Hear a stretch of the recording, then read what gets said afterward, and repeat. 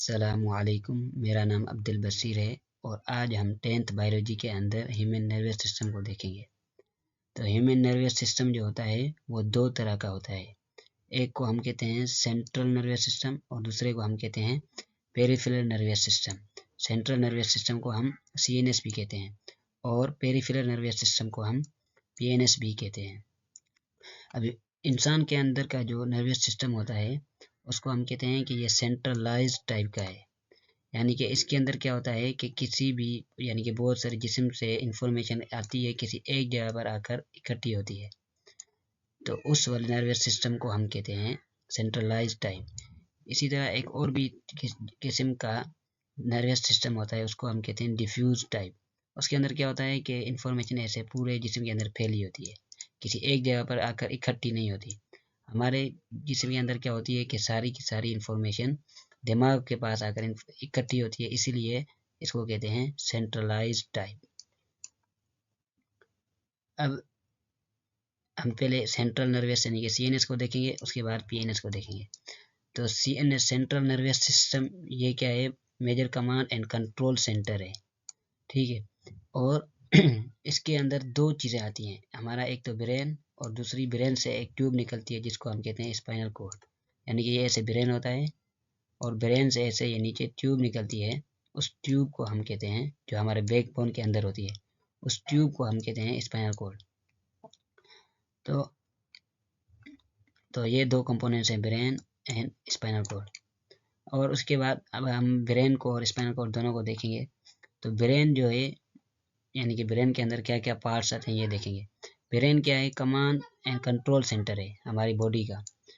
और अब ये brain command and control centre तो है, इसकी प्रोटेक्शन लाजमी है क्योंकि ये बिल्कुल नरम हिस्सा है। तो इसकी प्रोटेक्शन के लिए क्या क्या चीज़ें दी गई हैं, 3 प्रोटेक्टिव मेम्ब्रेन्स होती हैं, यानी कि इसके ऊपर 3 मेम्ब्रेन्स चढ़ी होती हैं जिनको हम नाम देते हैं मेनिंजिस का।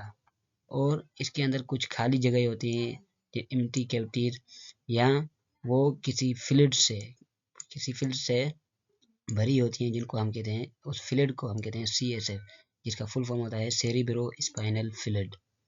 तो इस चीज़ से सीएसएफ से ये जो खाली जगहें हैं ये भरी होती हैं, तो इससे भी उसको क्वेश्चन प्रोड्यूस होता है, जिसकी वजह से हमारे दिमाग की क्या होती है कि हमारा दिमाग प्रोटेक्ट होता है। तो ऐसे प्रोटेक्शन होती है ब्रेन की।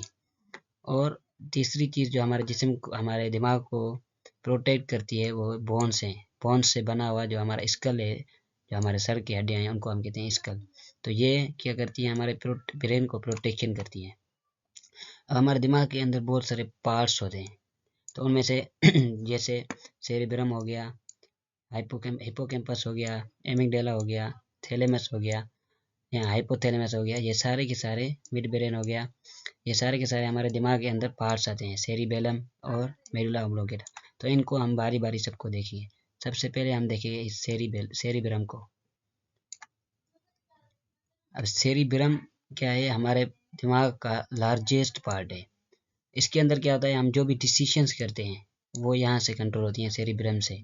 जैसे हमारी इंटेलिजेंस हो गई और हमारी जो एक्टिविटीज़ हो गई और हमारी जो मेमोरी हो गई, ये सारी चीज़ें हमारी सेरिब्रम से कंट्रोल होती हैं। अब इस सेरिब्रम के दो पार्ट्स होते हैं, एक आउटर पार्ट होता है और एक इनर पार्ट होता है। आउटर पार्ट को हम कहते हैं कॉर्टेक्स, और इसका जो कलर होता है वो ग्रे होता है, इसलिए इसको हम कॉर्टेक्स भी कहते हैं या हम इसको ग्रे मैटर भी कहते हैं। तो यहाँ पर देखें लिखा हुआ है ग्रेश इन कलर, तो इसका कलर जो होता है वो ग्रे होता है। और एक अंदर वाला पार्ट होता है इनर पार्ट जो कि वाइट कलर का होता है, तो इसलिए इसको हम कहते हैं वाइट मैटर। तो ये वाइटिश होता है, यानी कि इसका जो कलर होता है वो वाइट होता है।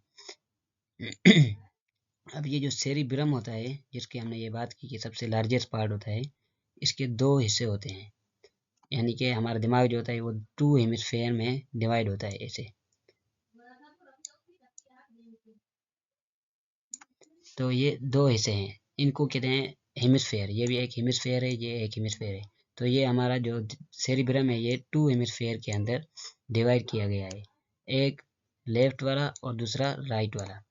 मज़े की बात यह है कि हमारा जो ये लेफ्ट वाली साइड है ये हमारा राइट साइड को कंट्रोल करता है, और जो हमारा राइट साइड वाला है हेमिस्फेयर, ये हमारी लेफ्ट साइड को कंट्रोल करता है। तो देखें ये बात लिखी हुई है, right and left cerebral hemisphere. Right जो होता है, राइट सेरिब्रल हेमिस्फीयर, ये आपकी लेफ्ट साइड को कंट्रोल करता है, और लेफ्ट वाला जो है सेरिब्रल हेमिस्फीयर है, ये आपकी राइट साइड को कंट्रोल करता है। अब कॉर्टेक्स जो है इसके अंदर, यानी कि कॉर्टेक्स कौन सा था, जो कि बाहर वाला ग्रे हिस्सा था, इसको हमने कॉर्टेक्स कहा था। अब कॉर्टेक्स के अंदर हम जो भी सोचते हैं या हम प्लान बनाते हैं, हम जो काम करते हैं, एक्शंस करते हैं, तो ये सारी की सारी हमारा इस कॉर्टेक्स कंट्रोल करता है। अब ये कॉर्टेक्स जो है ये 4 लोब्स के अंदर डिवाइड है, तो ये डिवाइडेड इनटू 4 सेक्शंस और लोब्स, यानी कि 4 हिस्सों में डिवाइड होता है, जिनको हम क्या कहते हैं, लोब्स कहते हैं। अब लोब्स के नाम क्या क्या हैं, frontal lobe, parietal lobe, temporal lobe and occipital lobe. तो ये 4 लोब्स होते हैं जिनके अंदर जो हमारा कॉर्टेक्स है, ये कॉर्टेक्स हमारा डिवाइड होता है इन 4 लोब्स के अंदर। अब फ्रंटल लोब के अंदर क्या आता है, हमारी ये थॉट्स और इमोशंस हो गए, हम जो भी अचानक से सोचते हैं या जो भी हमारी इमोशंस होती है, वो हमारा फ्रंटल लोब कंट्रोल करता है।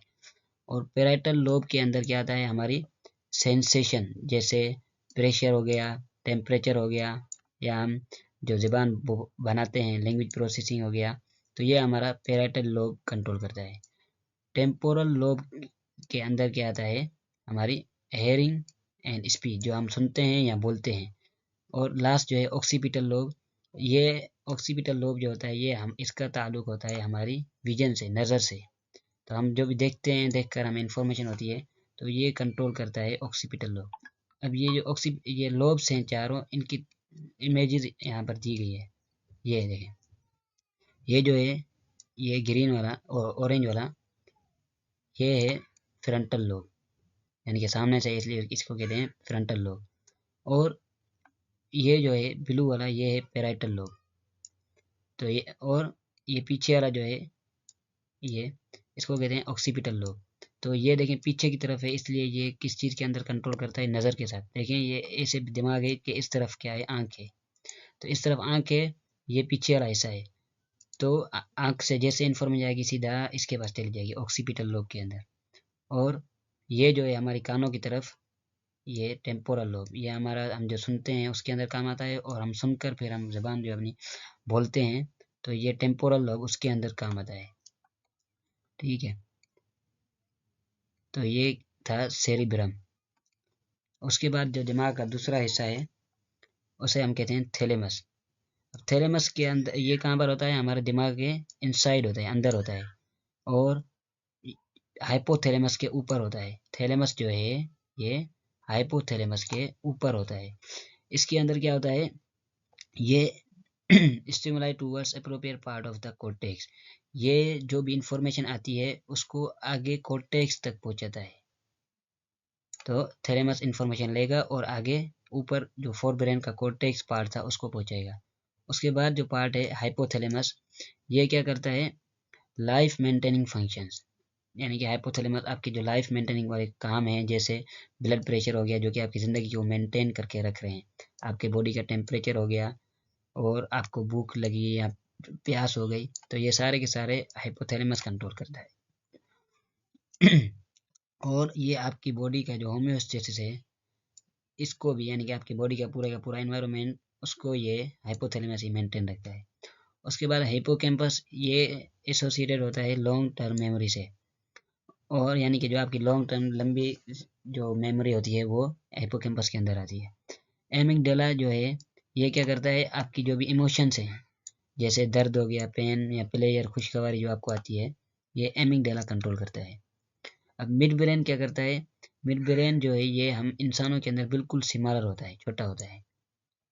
अब ये क्या करता है, आप जो देखते हैं या सूंघते हैं, विजुअल कहते हैं देखने वाले को, और ओल्फैक्टरी कहते हैं सूंघने वाले को।